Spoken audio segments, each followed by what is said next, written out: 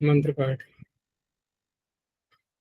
ओम सहनावतु सहनौ भुनक्तु सह वीर्यं करवावहै तेजस्विनावधीतमस्तु मा विद्विषावहै।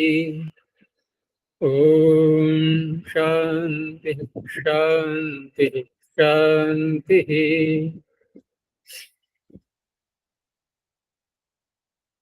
प्रथम वृत्ति की 259वीं कक्षा। सूत्र है तीसरे अध्याय के चौथे पाठ का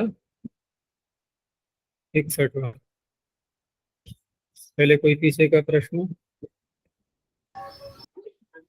आचार्य जी, अस्यति त्रिशो क्रियांतरे कालेषु, इसमें त्रिश धातु का उदाहरण द्यः तर्षम उदाह पायति, तो ये द्यः तर्षम का अर्थ क्या हुआ?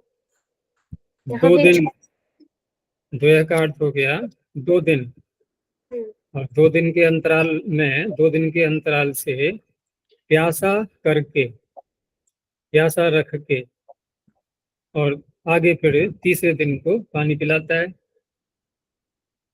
तो द्वय तर्षम का अर्थ हो गया कि 2 दिन प्यासा रख करके। और अस्यति का 2 दिन छोड़ के, स्थिति का भी कोई हो गया, फेंकना जैसे होता है ना, तो छोड़ना हो गया कोई फेंकना। 2 दिन का समय फेंक दिया उसने। और त्रिश में भी जब करेंगे तो यहाँ पर, क्योंकि त्रिश का अर्थ होता है प्यासा होना, और हम अर्थ क्या ले रहे हैं? प्यासा रखना, दूसरे को प्यासा रखना, स्वयं प्यासा होना नहीं। स्वयं पानी की इच्छा हो रही है, ये तो स्वयं प्यासा होना हो गया। तो यहाँ ये अर्थ नहीं है कि स्वयं 2 दिन प्यासा होकर के और गायों को पानी पिला रहा है। ऐसा नहीं करना अर्थ। अब प्यासा रख करके जब अर्थ करेंगे तो हमें थोड़ा सा अंतर करना होगा कि या तो हम अंतर्भावित अर्थ माने, या अनिच प्रत्यय को ला करके उसको हटा दें निर्णिति से, क्योंकि यहाँ पर तर्शयित्वा ये अर्थ निकलेगा, प्यासा करके उनको और उसके बाद पानी पिला रहा है।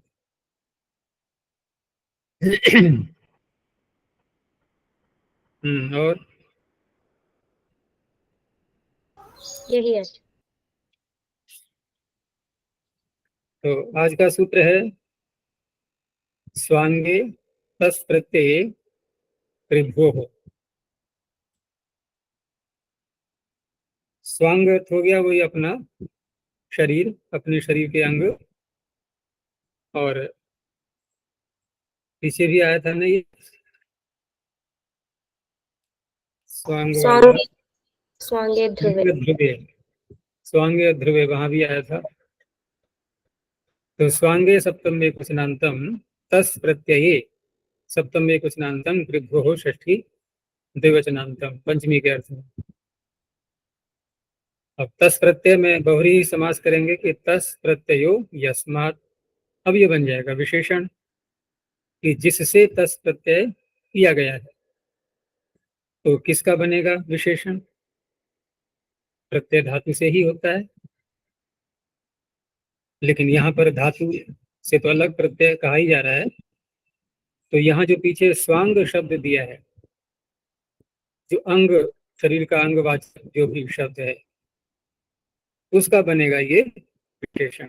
यानी स्वांगवाचक शब्द हो जिससे कि तस् प्रत्यय कर लिया गया हो। अब तस् प्रत्यय कहाँ होता है वो देखना है। तो तस् प्रत्यय कहाँ कहा गया है, किस सूत्र से प्रारंभ होता है तस् प्रत्यय? पंचम्यास्तु। पंचम्यास तसी ही, तसी का ही तस है ये। तो पंचम्यास तसी ही, और उसी के आगे है अपादाने च अहीय रुको हो। अपादान अर्थ में भी, अपादान कारक अर्थात पंचमी के अर्थ में भी, और वो अपादान का अर्थ वो प्रत्यय ही ले लेगा। तो अपादान में तस प्रत्यय होता है अपादान अर्थ को कहने के लिए। तो वहां तस प्रत्यय आ जाएगा। अब अपादान प्रत्यय पंचमी का जो ngसी है वो हट जाएगा, क्योंकि तद्धित है ना ये।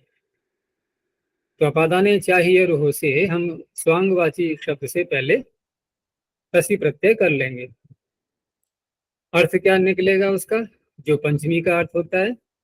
जैसे मुख शब्द से करेंगे तो मुखात, मुखात का जो अर्थ है वही मुखतः का अर्थ है, ये बन जाता है अव्यय तद्धितश्चा सर्व व्यक्ति से।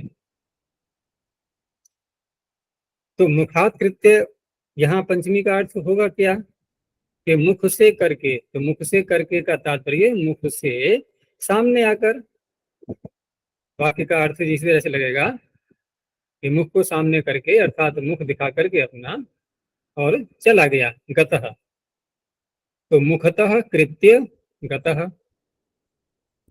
तो मुखतः कृत्य में तो समास हो गया, तो समास होने के बाद त्व प्रत्यय को लेप हो गया। किससे करेंगे समास, त्वाच। त्वाच से समास कर लेंगे। और जिस पक्ष में, क्योंकि विकल्प से कर रहा है, जिस पक्ष में नहीं होगा समास तो मुखतः कृत्वा गतः। तो मुखतः कृत्य मुखतः कृत्वा, ये दो बन गए त्वा प्रत्यय के। अब दो ही बनेंगे उसके फिर आगे अणमुल के, लेकिन अभी क्री का दिखा दिया इन्होंने। और क्री से दूसरा प्रत्यय भी, क्योंकि त्वा प्रत्यय है और फिर अणमुल प्रत्यय भी है। तो अणमुल प्रत्यय का बनेगा मुखतः कारम। अब मुखतः कारम में हम समास करेंगे तब भी वही शब्द नहीं करेंगे, तब भी वैसा ही, केवल रेखा में अंतर आ जाएगा। लेकिन वहां जो समास करेंगे वो किससे करेंगे, मुखतः कारम में अमेवाव्ययेन। तृतीया प्रभृति निर्णतरस्याम, वहां तृतीया प्रवृत्ति लगेगा। अमा भी ठीक है, अमंत की अनुवृत्ति आ रही है उसमें अमा की, क्योंकि विकल्प से करना है इसलिए, क्योंकि वो तो नित्य करता है अमई वाव्ययन, ये और दोनों विकल्प। और आचार्य जी, इसमें एव की अर्थ करते हुए आपने कहा था कि जो सूत्र दो दो प्रत्यय साथ में कर रहा है तो उस सूत्र से भी नहीं होगा। हाँ, वहां भी नहीं लगता है वो, तो उसके लिए एक त्वाचा फिर बैठा हुआ है ये। त्वाचा ने उसकी भी अनुवृत्ति ले ली है ऊपर से। तृतीया प्रवृत्ति निर्णतरस्याम, तो तृतीया प्रवृत्ति की भी अनुवृत्ति आ ही रही है। और उसी प्रकरण में जहां जहां त्वा प्रत्यय कहा गया है तो वहां वहां वह विकल्प से कर देगा। उसके जो उदाहरण दिए हैं त्वाच सूत्र पर देखना क्या क्या उदाहरण दिए हैं। तृतीया प्रभृति निरंतरस्याम त्वाच, तो त्वाच सूत्र के उदाहरण देखो, वहां त्वा का ही मिलेगा उदाहरण।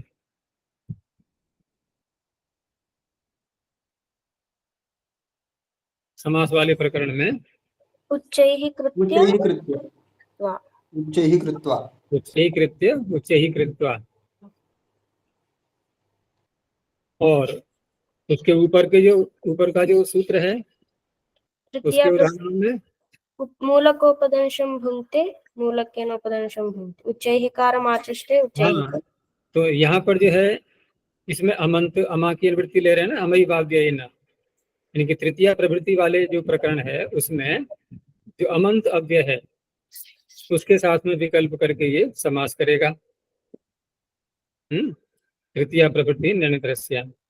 और वही जो रही बात उसकी, जो अमई वाव्ययेन में एव लगाया गया है, तो वहां एव से ये अर्थ निकाला ही गया था कि जिन सूत्रों में केवल अमंत प्रत्यय कहा गया है, क्योंकि ये जो सूत्र यहाँ से प्रारंभ हुए हैं त्वर्णमूल से, ये दोनों प्रत्ययों को लेके चल रहे हैं, एक त्वा को भी और णमुल को भी, तो वहां पर अमई वाव्ययेन लग नहीं पाएगा।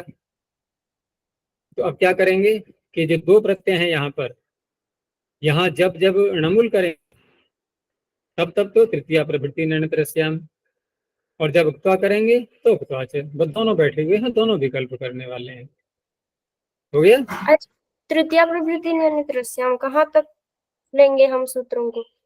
जहां पर ये णमुल प्रत्यय का विधान चल रहा है वहां तक, जहां अमंत का विधान चल रहा है वहां तक।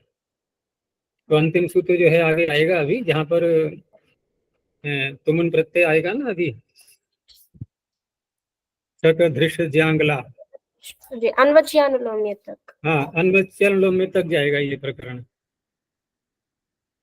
तो यहाँ दोनों सूत्रों को लगाना होगा, तृतीया प्रवृत्ति अनंतरस्याम और त्वाच।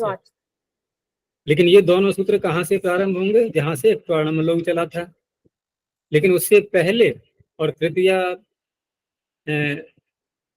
उससे पहले और तृतीया प्रवृत्ति कहाँ से प्रारंभ हुआ था? उपदंश तृतीयायाम। तो उपदंश तृतीयायाम से लेकर के त्वर्णमलोग से पहले पहले तक केवल सूत्र लगना है तृतीया प्रवृत्ति अनंतरस्याम। अब त्वर्णमलोग जहां से प्रारंभ हुआ है और शतधृष से पहले पहले तक, अब दोनों लगेंगे बारी बारी से।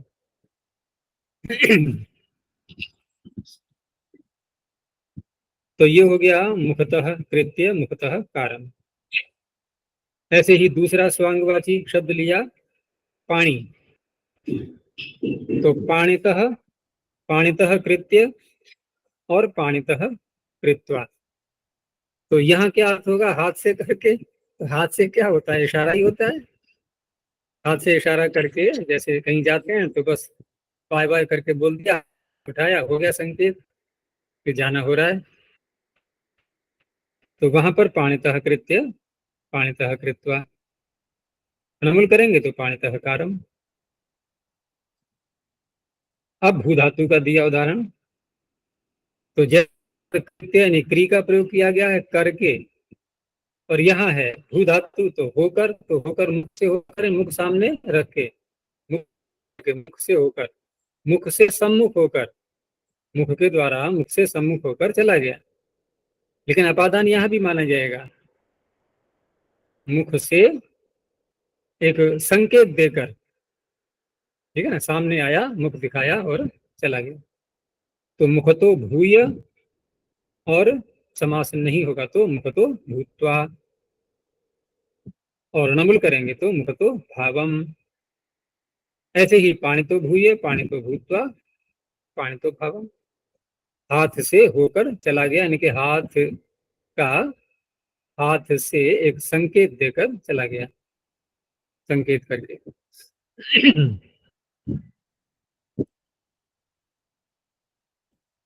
अब ये विषय दूसरा हुआ, यहां तक तो ये हो गया स्वांग का। आगे है नाधार्थ प्रत्यय स्वीयर्थे। धातु वही ले रहे हैं ऊपर से, क्री और भू को ही। नाधार्थ प्रत्यय सप्तम एकवचनांतम स्वीयर्थे, सप्तम एकवचनांतम। यहाँ दो बातें कही गई हैं। एक ये है कि ना और धा केवल मात्र ये प्रत्यय ही नहीं, अपितु जिन अर्थों में ये प्रत्यय कहे जा रहे हैं, जैसे ना प्रत्यय किस अर्थ में है? न सह, विनयभ्याम नानायौ न सह। तो ये किस अर्थ में है? न सह, साथ न होना। और धा प्रत्यय किस अर्थ में है? विधा अर्थ में, संख्याया विधार्थे धा। तो ये अर्थ लेकर के साथ में फिर समास किया गया अर्थ शब्द के साथ में, कि नाच धाच नाधौ, और नाधौ है नाधयो अर्थः, नाधयो अर्थः। लेकिन यहाँ पर हम तत्पुरुष नहीं करेंगे, नाधयो अर्थ इव अर्थो येषाम। ना और धा का जैसा अर्थ है उसी के समान जो अन्य प्रत्यय हैं उनका जो अर्थ है वो भी सारे प्रत्यय आ जाएंगे बहुरी समास करके। तो ना और धा तो आ ही गए, क्योंकि ना और धा का भी अर्थ ना और धा के ही समान माना जाएगा, और अन्य प्रत्यय इन अर्थों में आएंगे जो उनका भी प्रयोग हो गया। अब रही बात की च्यर्थे, जो कहा गया है इसमें कि च्वी का अर्थ, और च्वी का अर्थ प्रसिद्ध है अभूत तद्भाव, जैसा नहीं है वैसा होना, अभूत तद्भाव। तो ये बन जाएगा इसका विशेषण। अब च्यर्थे शब्द जो है ये बन गया विशेषण। तो च्यर्थे नाधार्थ प्रत्यांते, च्वी के अर्थ में, अभूत तद्भाव अर्थ में ना और धा के अर्थ के समान जो अर्थ है जिन प्रत्ययों का, ऐसे प्रत्यांत शब्द के उपपद रहते हुए। तो स्व्यर्थे नाधार्थ प्रत्यांते उपदे त्रिभ्योः धातोः क्वाणमलौ प्रत्ययो भवतः। तो विग्रह करते समय स्व्यर्थ को ध्यान में रखना है, तो इसलिए यहाँ विग्रह किया गया कि अनाना नाना कृत्वा। जो अनाना है, अनाना का तात्पर्य, नाना का तात्पर्य अनेक प्रकार का, तो जो अनेक प्रकार का नहीं है उसको अनेक प्रकार का कृत्वा करके चला गया। ये विग्रह दिखा दिया इन्होंने, और विग्रह दिखा करके जब प्रत्यय करेंगे तो समास भी हो जाएगा। त्वाचा से समास करके लेप हो गया तो नाना कृत्य गतः, नहीं हुआ समास तो नाना कृत्वा। नमूल करेंगे नानाकारम। अब इसी ना के, ना का जो अर्थ है न सह, उसी न सह अर्थ में है वी शब्द से भी होता है प्रत्यय। ये तो हुआ था नए शब्द से, वी नए भ्याम, तो वी से बना विना और नए से बनेगा नाना। तो वी का उदाहरण दे दिया कि विना कृत्य विना कृत्वा विना कारम। तो यहां भी विग्रह कैसे करेंगे अभूत तद्भाव में, अविना विना कृत्य है, जो अविना है। तो अविना का, विना का अर्थ क्या होता है, विना का अर्थ हुआ न सह, साथ न होना यानी कि छोड़ देना, और अविना विना कृत्य जो छोड़ने योग्य नहीं है उसको छोड़ करके चला गया, अकेला छोड़ गया, कहने का तात्पर्य। तो विना कृत्य गतः विना कृत्वा विना कारम। ऐसे ही भू के साथ में घटाएंगे, तो यहां तो करना हुआ और वहां होना, ऐसे अर्थ हो जाएगा अनाना नाना भूतवा। अर्थात जो अनाना है, जो भिन्न प्रकार का नहीं है, उसको भिन्न प्रकार का भूतवा का तात्पर्य। अब भूतवा का अर्थ क्या होगा यहाँ पर, होकर।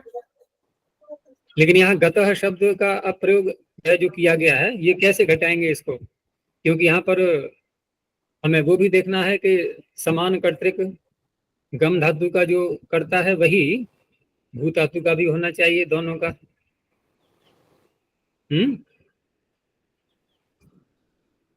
गम का अर्थ जो है जाना हुआ, जो गमन क्रिया का करता है, जो गया है वही भू का करता हो। तो कैसे होगा अर्थ, जो जाने वाला व्यक्ति, जाने वाला व्यक्ति जिसने गमन किया है वो कैसा था, अनेक प्रकार नहीं था, नहीं था, अब हो करके चला गया, यानी खुद ही हो करके। यहाँ दूसरे को करना नहीं है, फिर तो हमें निष्प्रत्यय करना पड़ेगा हमें भू से, भावयित्व बनेगा फिर। यहाँ स्वयं की बात आ रही है भूत्वा, तो स्वयं जो है वो जो भिन्न प्रकार का नहीं था वो भिन्न प्रकार का होकर चला गया, वेशभूषा में या स्वभाव में या कैसे भी ले सकते हैं अर्थ, वो तो प्रसंग के अनुसार पता चलेगा वाक्य में। तो नाना भूय नाना भूत्वा नाना भावम, विना भूय विना भूत्वा विना भावम। ये तो हो गए सारे उदाहरण ना के अर्थ वाले। अब धा का अर्थ लिया, तो धा के अर्थों में एक तो स्वयं धा प्रत्यय आ गया, और उसी के आगे फिर और जो सूत्र आए हुए हैं, संख्या विधार्थे धा अधिकरण विचाले च एकादो द्वित्रियोष्ट धमोय, ठीक है ना, धमोय प्रत्यय भी है। तो ये सब आ जाएंगे धा के अर्थ में। तो पहले धा का ही प्रयोग दिखा दिया, साथ में च्वी का अर्थ भी लेना है। तो अद्विधा द्विधा कृत्वा गतः, जो दो प्रकार का नहीं है, विधा, विधा माने प्रकार, उसको दो प्रकार का करके चला गया। तो ये तो कोई दूसरी वस्तु पर प्रभाव पड़ा, जैसे ऊपर भी ऐसे ही था नाना कृत्वा गतः। एक स्वयं पर प्रभाव होना, वहां पर भू का प्रयोग करेंगे फिर आगे। ये दूसरे पर, दूसरी वस्तु को, किसी को जो दो प्रकार की नहीं है उसको दो प्रकार का करके चला गया, द्विधा कृत्वा द्विधा कारम।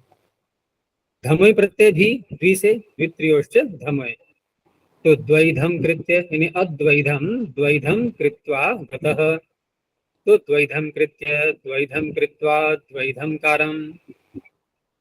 अब भू के साथ में, अब यहाँ पर जो गमन क्रिया जो करेगा वही उसी में भेद आएगा, दो प्रकार का नहीं है और दो प्रकार का होकर के चला गया। अद्विधा द्विधा भूत्वा ततः, तो द्विधा भूय द्विधा भूत्वा द्विधा भावम। धम प्रत्यय करेंगे, द्वैधम भूय द्वैधम भूत्वा द्वैधम भावम। धम के ये तो होने से आदि अच को वृद्धि हो गई यहाँ पर, और धा में वृद्धि या गुण कुछ नहीं हो पाएगा। तो इस तरह से ये शब्द बनेंगे यहाँ पर।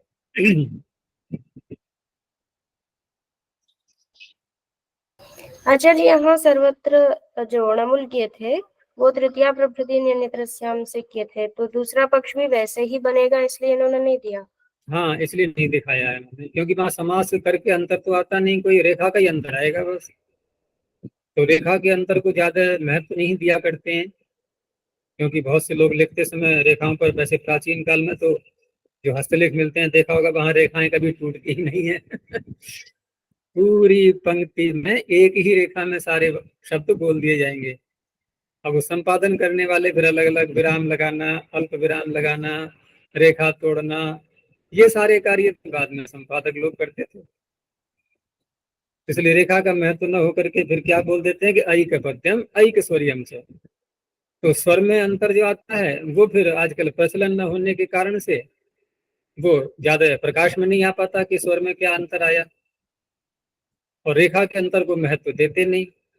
अब क्या किया कि एक ही उदाहरण दे दिया बस, किसी का दूसरा बनाना है, रेखा तोड़ लो अपने आप ही। और वहां तो स्पष्ट ही पता लग रहा है कि त्वा है और ल्यप है, वहां दिखाना आवश्यक था, वहां ज्यादा अंतर आ गया।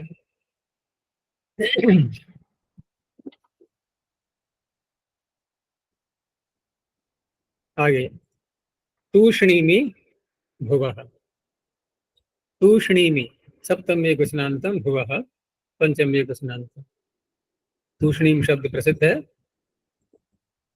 चुप, चुप होना, न बोलना, मौन धारण, अव्यय है ये, और मकारांत ही अव्यय है, तो उसी का अनुकरण करके विभक्ति ले आए सप्तमी तूष्णी में, क्योंकि अव्यय के रूप चलते नहीं है, लेकिन अनुकरण होने से वह शब्द।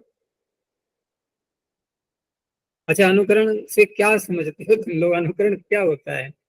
जैसे हमने कहा कि तूष्णीम का अनुकरण करके विभक्ति ले आए, इसका क्या तात्पर्य होगा? तो देखो, दो बातें होती हैं, वो कहाँ देखेंगे हम कि जब कहीं पर तूष्णीम शब्द व्यवहार में वाक्य में प्रयुक्त हो रहा है, वहां उसका अभिधेय क्या होगा? उसका जो अर्थ प्रचलन में है, यानी कि चुप होना, ये इसका हुआ अभिधेय, ये अर्थ हुआ। अब किसी ने बोला तूष्णीम, दूसरा उसका अर्थ समझ नहीं पाया, और उसने किसी तीसरे से पूछा, उसका अर्थ जानना चाहा कि इसने जो बोला है इसका क्या अर्थ है। तो तीसरे से पूछा तो तीसरे ने कहा कि किसका अर्थ है। अब जो वो प्रश्न यह बताएगा उसके लिए, वो कहेगा तूष्णीम, इसका अर्थ, तूष्णीम इस शब्द का अर्थ। तो ये जो बोल रहा है वो कि तूष्णीम इसका अर्थ है, तो वो तूष्णीम शब्द का अभिधेय चुप होना ये अर्थ ले रहा है, या तूष्णीम का अर्थ केवल तूष्णीम है, अब यानी कि शब्द मात्र, केवल शब्द मात्र है। तो जब किसी शब्द का अर्थ वही शब्द होता है, मेरी बात समझ लेना, किसी शब्द का अर्थ जब वही शब्द मात्र ही होता है, इसे कहते हैं अनुकरण।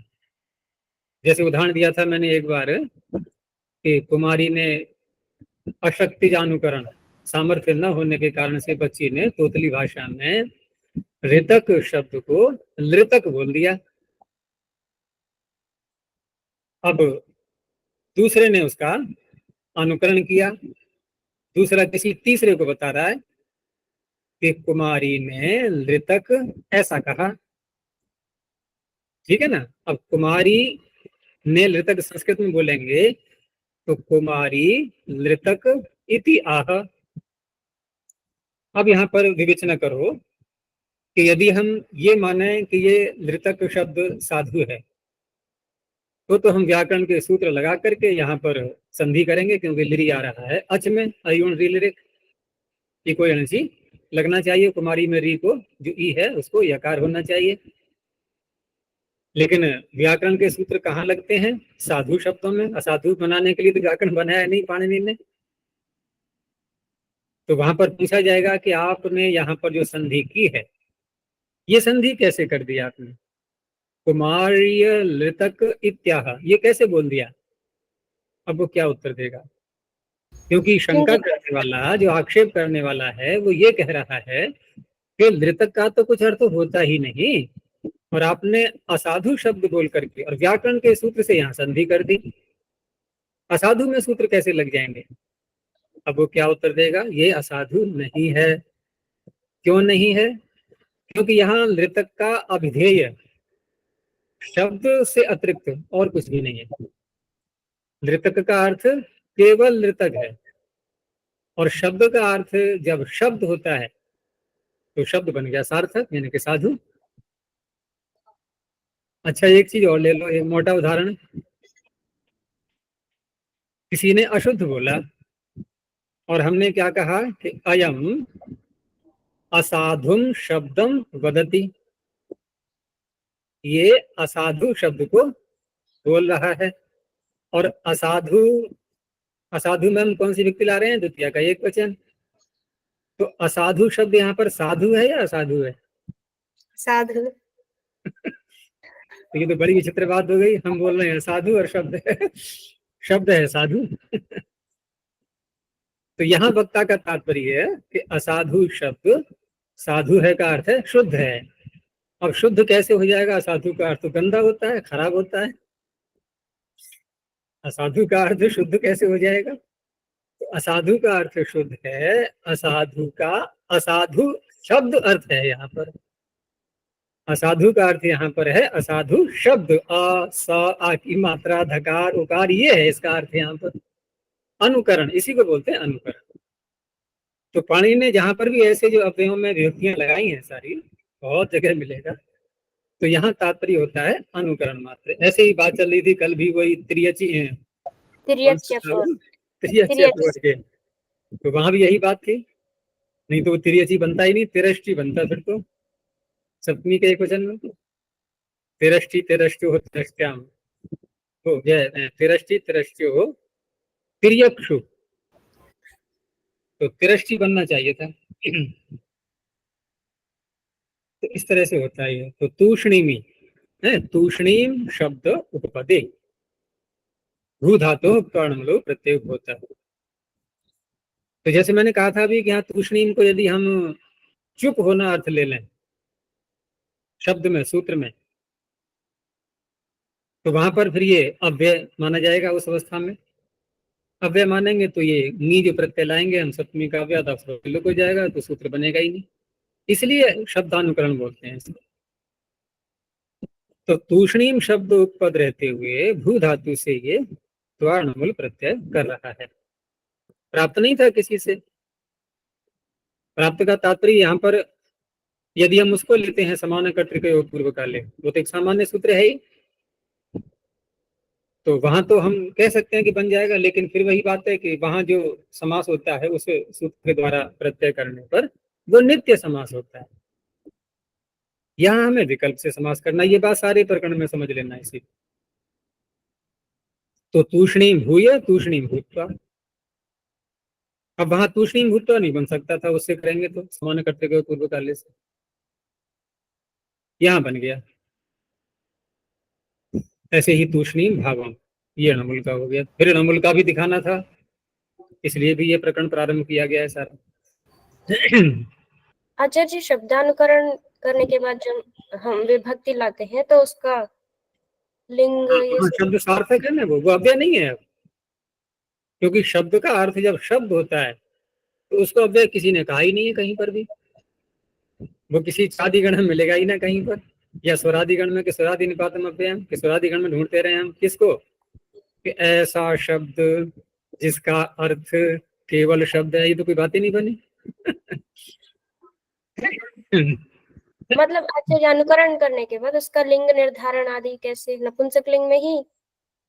हाँ, लिंग निर्धारण का ये है कि शब्द पुल्लिंग में होता है प्राय करके, तो पुल्लिंग के रूप में ले सकते हैं। शब्द का अर्थ यदि शब्द है तो शब्द पुल्लिंग होता है। फिर दूसरी बात है कि जो अनिर्दिष्टार्थ लिंग होते हैं वो प्राय करके नपुंसक लिंग में भी आ जाते हैं। ये भी चलता है व्यवहार में। जिसका कोई लिंग नहीं वो नपुंसक लिंग है। जिसके आगे कोई व्यक्ति नहीं प्रथमा व्यक्ति। जिसके आगे कोई पुरुष नहीं प्रथम पुरुष। जिसके आगे कोई वचन नहीं एक वचन। ये चलता है सर्वत्र।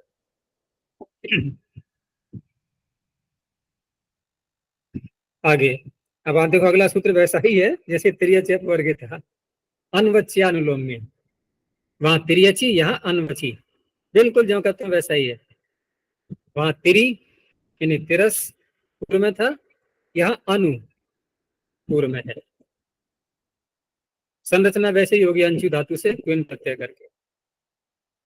अनवची सप्तम एकवचनांतम, अनुलोम्ये सप्तम एकवचनांतम। अच्छा, यदि इसको हम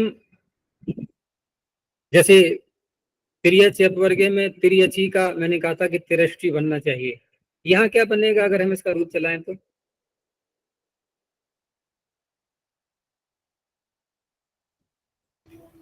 अनवची।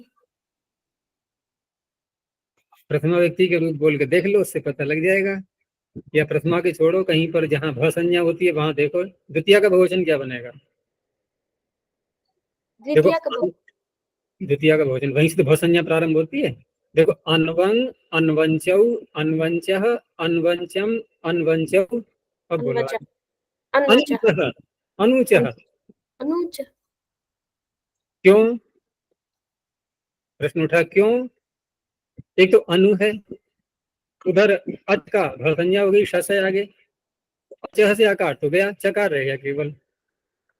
और जब केवल चकार रह जाता है तो जो पूर्व शब्द है अजंत, उसको दीर्घ हो जाता है। सूत्र चौ, चौ। अनु को दीर्घ हो गया, तो सप्तमी में क्या बनेगा? अनुची। ची। इसलिए यहाँ पर है अनवची। अनुलोम्य, अनुलोम्य क्या? अनुलोम से भाव है अनुलोम्यम, क्षय प्रत्यय करके। अब देखो, इन्होंने अर्थ में दिया है ना, अनवक शब्द उपदे, तो अनवच मूल शब्द बना यहाँ पर, अनवच ये है मूल शब्द। उसका रूप चलेंगे अनवच के, जैसे तिरियच, अनवच। तो अनवक शब्दोपदे आनुलोम्य गम्य माने, अर्थात आनुकूल्य गम्य माने, भू धातु हो, भू ऊपर से ले लिया है, त्वर्णमलो प्रत्यय हो भवतः। अब यहाँ जो अनवच शब्द का प्रयोग बता दिया, फिर भी साथ में एक अर्थ भी बता रहे हैं। तो इसका तात्पर्य है कि अर्थों में भिन्नता हो जाती है वाक्यों में। तो यहाँ पर हमें जो लेना है अर्थ, वो अनुकूलता वाला अर्थ लेना है। इसलिए अनवक भूय का अर्थ होगा कि किसी के प्रति अनुकूल होकर के गया है, उसको नाराज करके नहीं, उसको अपने पक्ष में है प्रीति उत्पन्न करके, इस तरह से। तो अनवक भूय, आस्ते लिखा है यानी कि रह रहा है, अनुकूल बन करके रह रहा है। अनवक भूत्वा यहाँ समास नहीं हुआ, नमुल करेंगे तो अनवक भावम, अनवक भावम आस्ते अनुकूल होकर रह रहा है। इस तरह से वाक्य बनेंगे।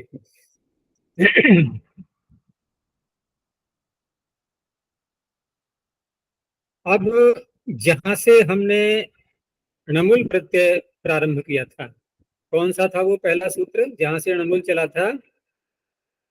स्वादुमी अब णमुल। उससे यहाँ से पहले था णमुल का आभिक्षण। है, हाँ, स्वादुमी णमुल। तो यहाँ से णमुल का आभिक्षण, क्या? आभिक्षण नमल था उससे पहले, दो दो सूत्र पहले। हाँ, वो तो खैर थोड़ा सा ही था, वहां उसको छोड़ दो, ये लंबा प्रकरण प्रारंभ हुआ है। ये पूरा जो है एक अधिकार चला था स्वादुमी णमुल से। उसके बाद वो अकेला चलता रहा काफी लंबी दूरी तक। उसके बाद फिर दो प्रत्यय चले, तो और जुड़ गया साथ में उसके। तो इस तरह से अणमुल का बहुत बड़ा संसार हो गया ये। अब यहाँ पर इसकी हो गई समाप्ति। अवर्णमूल भी नहीं है और त्वा भी नहीं है।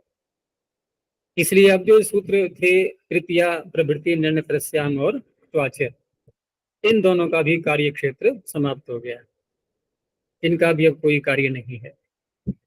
अब यहाँ पर तुमन प्रत्यय आ रहा है ये, लेकिन प्रश्न एक स्वाभाविक है उठेगा कि तुमन प्रत्यय तो पीछे हमने कर लिया, किस सूत्र से? तुमन लौ क्रियायाम क्रियार्थायाम, यही मुख्य सूत्र है तुमन प्रत्यय करने का। समान यद्यपि कर हाँ यद्यपि है समान कर वो तो हिंसार्थक के साथ में है, हिंसार्थक को छोड़ दो अभी। तो तुमुन लुलु क्रियायाम क्रियार्थायाम, प्रत्यय तो वैसे दो करता है, ये तुमुन भी करता है अणुवल भी करता है, लेकिन व्यवहार में तुमुन बाजी मार ले गया है, अणुवल का प्रयोग बहुत कम मिलेगा।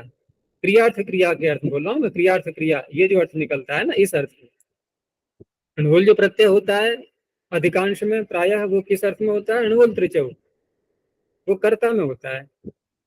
लेकिन ये जो अणुवल है क्रियायाम क्रियार्थायाम वाला, इसका प्रयोग बहुत कम है, दुर्लभ है, यहाँ तुमन ज्यादा होता है। तो जब उस सूत्र से तुमुन कर लिया तो इसकी क्या आवश्यकता है? ये भी तुमुन ही कर रहा है, उससे हो जाएगा तुमुन। लेकिन विचार करने की बात है कि इसमें जो धातुएं आ रही हैं इन पर विचार करके देखो। जैसे पहले हम शक को ही ले लेते हैं, पहले सूत्र की संरचना देखते हैं कि शक दृश्य ज्यांगला घट रभ लभ क्रम सहारहास्त्यर्थेषु सप्तमी बहुवचनांतम तुमुन प्रथमे वचनांतम। अब इसमें जो अंत में अस्त्यर्थ लिखा है, ये अर्थ शब्द ऐसा नहीं है कि पहले हम शक से लेकर के और अस्थि तक का समास कर लें द्वंद्व, और फिर अर्थ के साथ में बहुव्रीहि समास करें, फिर क्या होगा कि द्वंद्वान्ते श्रूयमाणं पदम प्रत्येकम अभिसंबध्यते, फिर तो सबके साथ जुड़ जाएगा अर्थ। इसलिए क्या करते हैं, पहले अस्थि का और अर्थ का समास कर लेते हैं अलग से। अस्थि अर्थो येषाम, जिनका सत्ता यानी कि होना ये अर्थ है, तो ये धातुएं आ गई, अस धातु आ गई या अन्य उसके अर्थ वाली, वो भी ले लेंगे। तो इस तरह से ये अलग शब्द बन गया। अब करेंगे द्वंद्व शक से लेकर के और अस्त्य अर्थ तक। तो सूत्र का अर्थ बनेगा कि शक धृष ज्या गला घट रभ लभ क्रम सह अर्ह इत्येतेभ्यो धातुभ्यः अस्त्यर्थेभ्यश्च, ठीक है, अस्त्यर्थेभ्यश्च धातुभ्यः। नहीं, इसमें सप्तमी है, उपपदेशु शक धृष ज्यांगला इत्यादिषु उपपदेशु अस्त्यर्थेषु उपपदेशु, ये तो रहेंगी उपपद में, ठीक है ना। तुमन होगा किसी और धातु से, धातु हो तुमन प्रत्ययो भवति। अब जो मैं बात कह रहा था कि क्रियार्थ क्रिया में जैसे हम कहते हैं कि पठितुम गच्छति, तो यहाँ दो क्रियाएं जो हमें दिखाई दे रही हैं, उसमें दोनों क्रिया ऐसी हैं कि एक साथ नहीं हो रही हैं। वो जब पढ़ना होगा उस समय गमन नहीं होगा, जब गमन हो रहा है उस समय पढ़ना नहीं हो रहा है।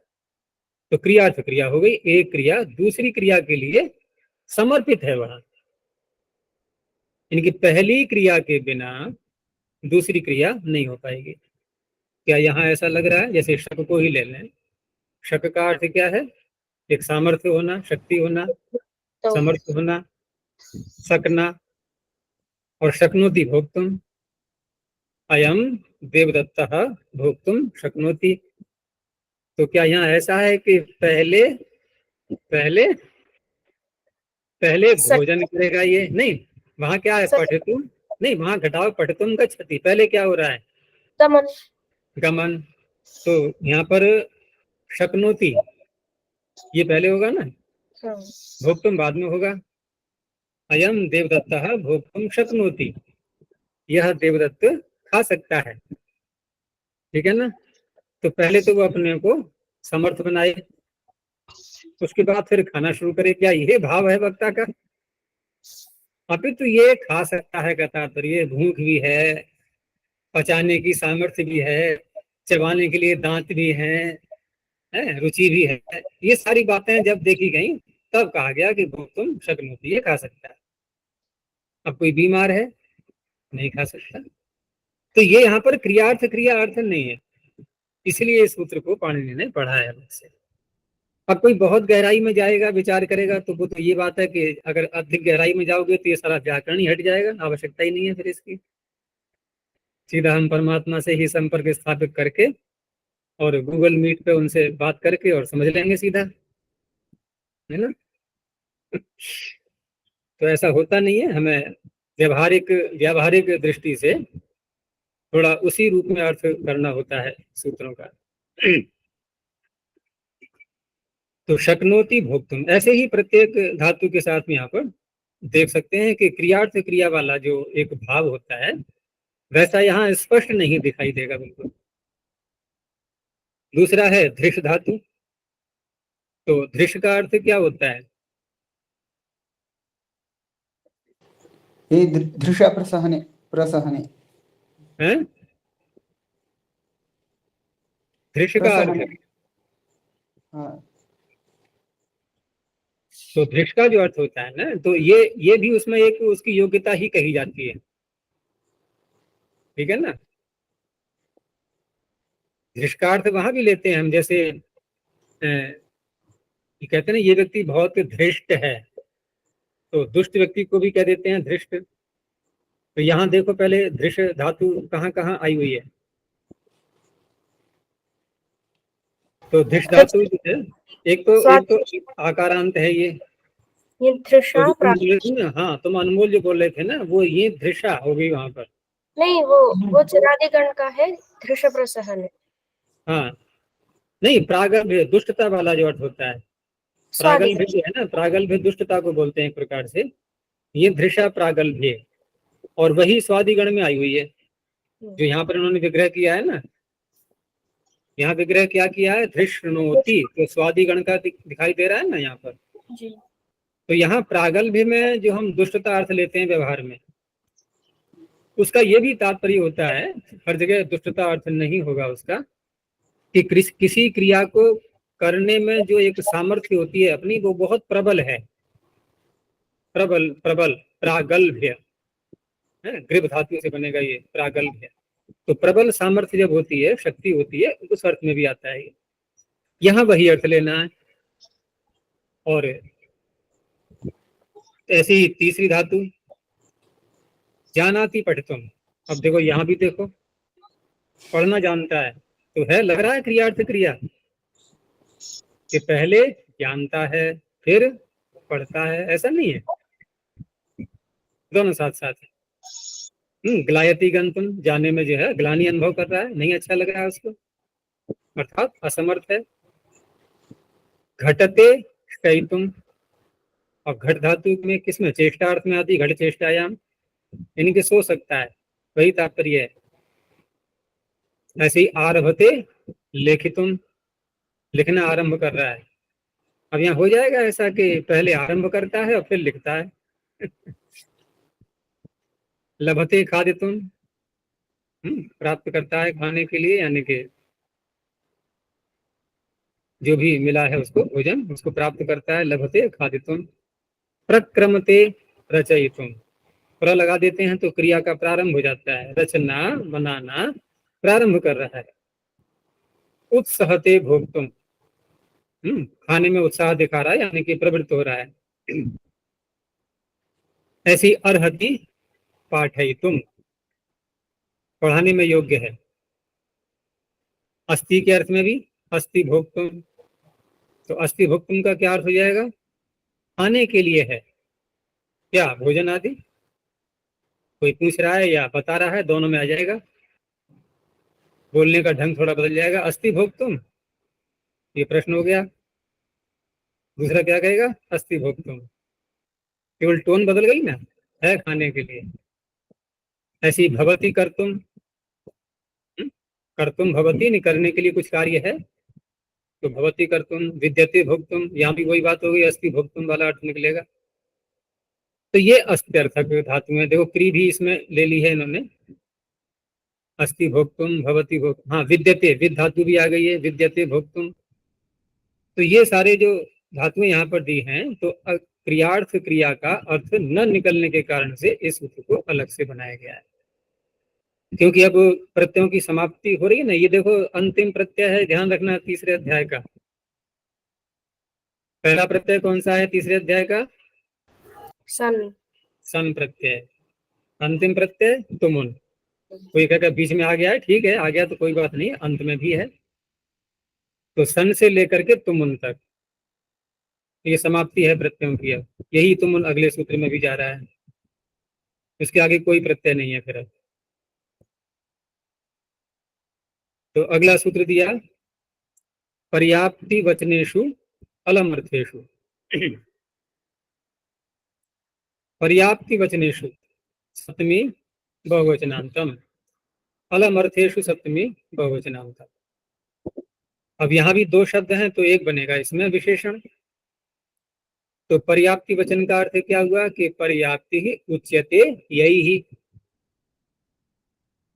ऐसे शब्द जिनके द्वारा पर्याप्ति कही जाती है तो वो शब्द कहे जाएंगे पर्याप्ति वचन, ठीक है ना। और वो कौन से शब्द हैं पर्याप्ति अर्थ को कहने वाले? तो अलम आदि जो शब्द हैं ये पर्याप्ति अर्थ को बोलते हैं।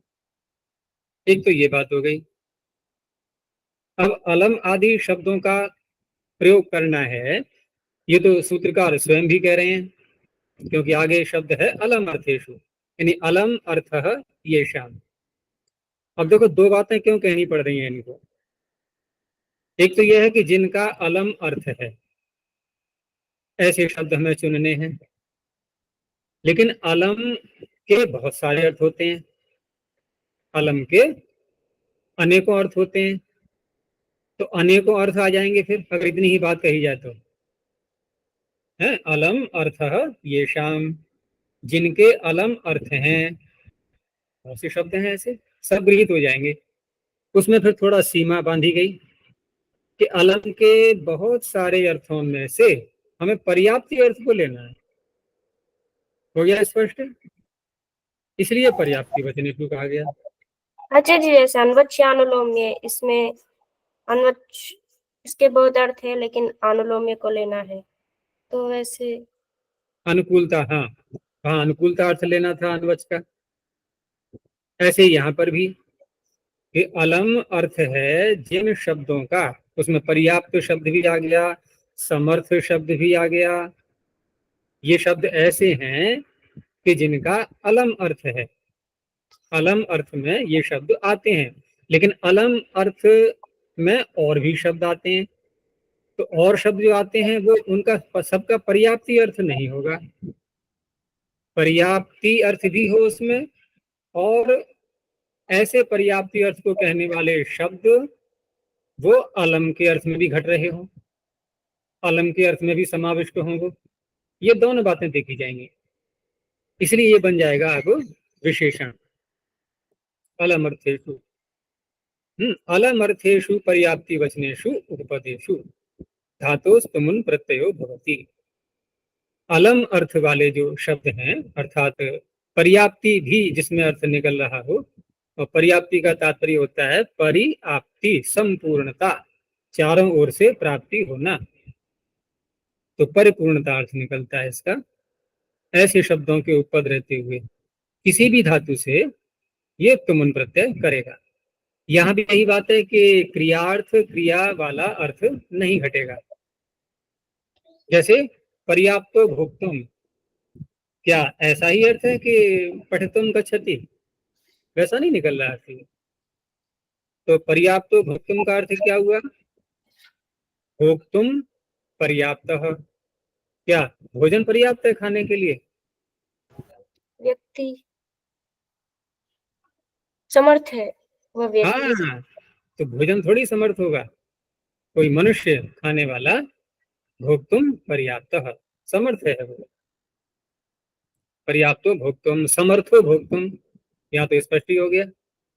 ऐसे ही अलम भोक्तुम, तो तीनों का एक ही अर्थ होगा, कौन सा?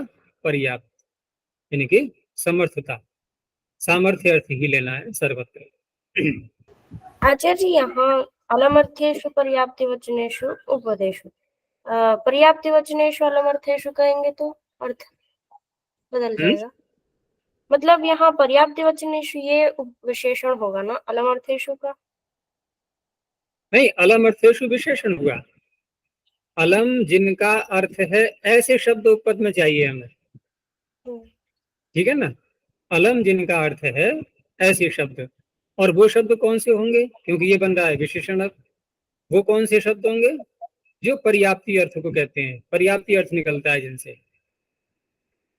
तो वो शब्द एक पर्याप्त स्वयं आ गया, और समर्थ आ गया, और अलम भी आ गया।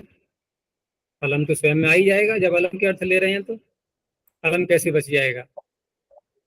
इसलिए अलम अर्थेषु बनेगा विशेषण, यानी अलम अर्थ वाले और पर्याप्ति से युक्त, पर्याप्ति अर्थ से युक्त ऐसे शब्दों के उपपद रहते हुए तुमन प्रत्यय करेगा।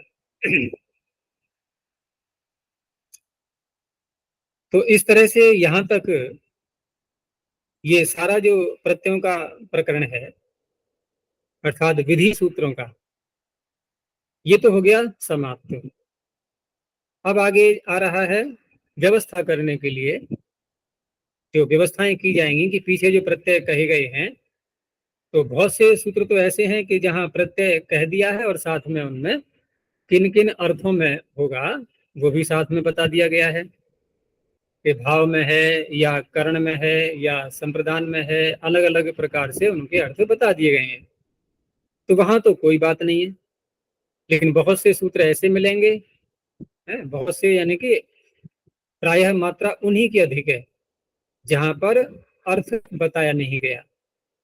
जैसे कि सामान्य रूप से हम सूत्र ले लें अणुगुल त्रिचौ, वहां ऐसा कहा ही नहीं है कि अणुगुल और त्रिच किस अर्थ को कहते हैं, उनका अभिधेय क्या बनेगा, कुछ नहीं बताया गया। और एक नियम होता है कि जब कोई प्रत्यय है उसका अर्थ निर्दिष्ट नहीं किया जाता है, तो एक वाक्य बताया था ना मैंने कि अनिर्दिष्टार्थाश्च प्रत्ययाः स्वार्थे भवन्ति। और स्वार्थ का तात्पर्य, भाई धातु से प्रत्यय कर रहे हैं तो धातु का अर्थ ही स्वार्थ कहलाता है, अर्थात भाव। वो सारे भाव में ही होने लगेंगे फिर, तो अणुगुल त्रिचौ भी भाव में ही होने लगेगा, सारे ही भाव में होने लगेंगे, फिर क्या बात क्या बनी, कुछ भी नहीं। और ऐसा होगा तो भाव कहना भी निरर्थक हो जाएगा, जगह जगह जहाँ भाव कहा भी है उनकी उसकी भी आवश्यकता नहीं रहेगी फिर, नपुंसके भाव एकता आदि। तो ये बहुत उलझन पड़ने वाली थी सारी, उसकी व्यवस्था करने के लिए कि जहाँ अनिर्दिष्टार्थ प्रत्यय हैं जिनका कोई अर्थ नहीं बताया गया, उनके लिए फिर आगे सूत्र आ रहा है कर्तरी कृत। तो कहने को ये सामान्य सूत्र है, लेकिन छाया हुआ है ये तीसरे अध्याय में, बहुत सारे सूत्रों के साथ जुड़ जाएगा ये, और वहां जाकर के उनके अर्थ को संपूर्ण करेगा, परिपूर्णता करेगा। तो कर्तरी सप्तम में क्वचनांतम, कृत प्रथम क्वचनांतम। अब कृत हो गई संज्ञा ये, तो कृत संज्ञका प्रत्यया, और ये भी कृत संज्ञा जहां हुई थी, कृत संज्ञा करने वाला जो सूत्र आया था वो कहाँ आया था, धातु सूत्र के बाद में। धातु धातु सूत्र के बाद में तो आया था। हाँ जी, इसका तात्पर्य हुआ कि जो धातु का अधिकार जहां से प्रारंभ होता है उसके अधिकार में जितने प्रत्यय कहे गए हैं उनका नाम कृत है, उससे पहले वाले जो निकल गए उनका नाम कृत नहीं होगा। एक तो ये बात है।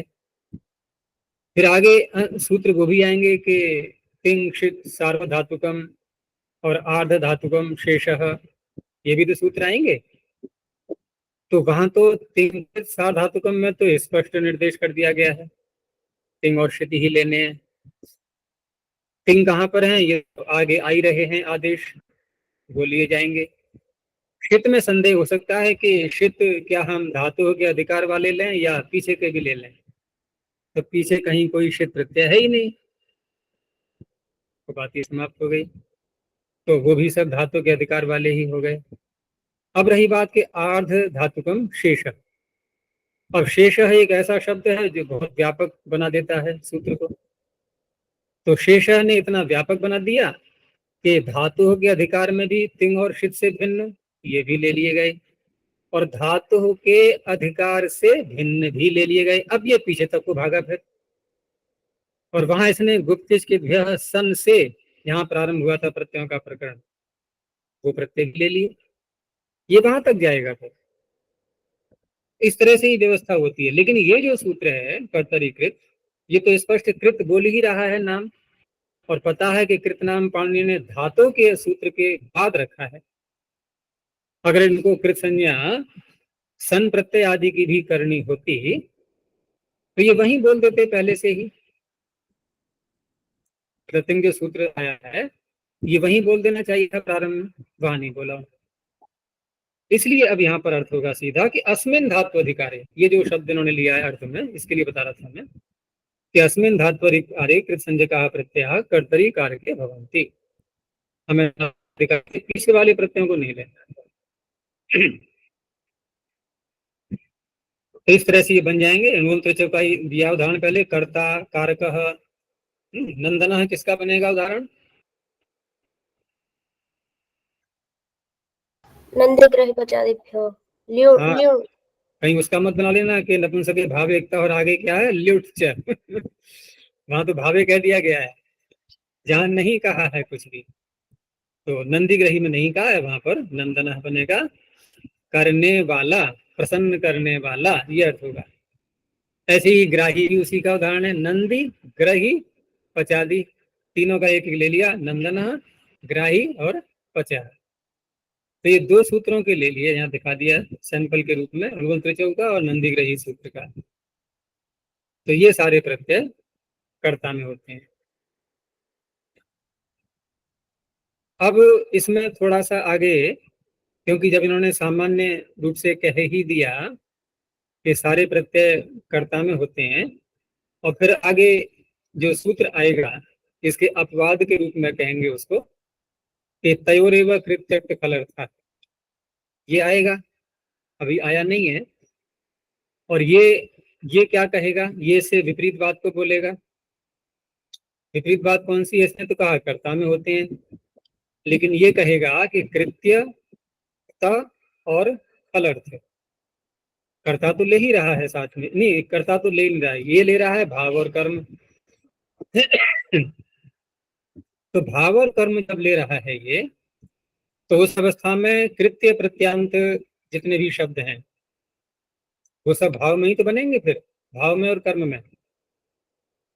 उनका अपवाद ये पहले से है, अब ये सूत्र।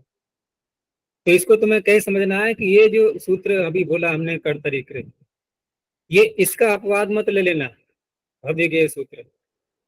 भव्यगेय सूत्र कर्तरीकृत का अपवाद नहीं है। देखो कर्तरीकृत का अपवाद हुआ तयोरेव कृत्यक्त फलर्था, उसका अपवाद बना ये, अब अपवाद का अपवाद है ये शैली यहाँ पर ध्यान रखने योग्य है। तो इसको अब कल को देखेंगे सूत्र को, इसमें जो शब्द हैं वो किस किस तरह से अर्थ निकलेगा उनका। अभी यहीं तक रखते हैं। प्रणव ध्वनि। ओ ओ ओ